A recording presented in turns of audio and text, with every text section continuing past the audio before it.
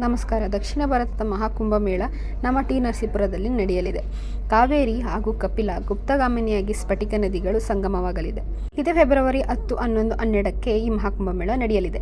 11ನೇ ತಾರೀಕು ಗಂಗಾ ಆರತಿ ಕೂಡ ನಡೆಯಲಿದೆ. ಯಾರು ಮಿಸ್ ಮಾಡ್ಕೊಳ್ದೆ ಹೋಗ್ಬಿಟ್ಟು ಬನ್ನಿ.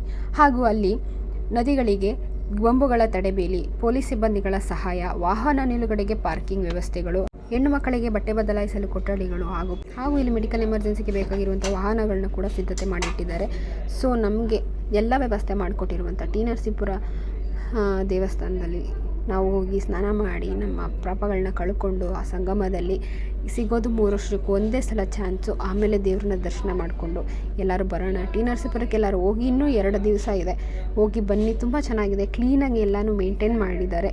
ಸೊ ಹೋಗಿ ನಮ್ಮ ಪಾಪಗಳನ್ನೆಲ್ಲ ಕಳ್ಕೊಂಡು ಸ್ನಾನ ಮಾಡಿ ದೇವ್ರನ್ನ ಬೇಡ್ಕೊಂಡು ಬರೋಣ ಅಂತ ಹೇಳ್ತಾ ನಾನು ಒಂದು ಪುಟ್ಟ ಇನ್ಫಾರ್ಮೇಷನ್ ಕೊಟ್ಟು ಈ ವಿಡಿಯೋನ ಮುಗಿಸ್ತಾ ಇದ್ದೀನಿ. ಓಕೆ ಗೈಸ್, ಬಾಯ್.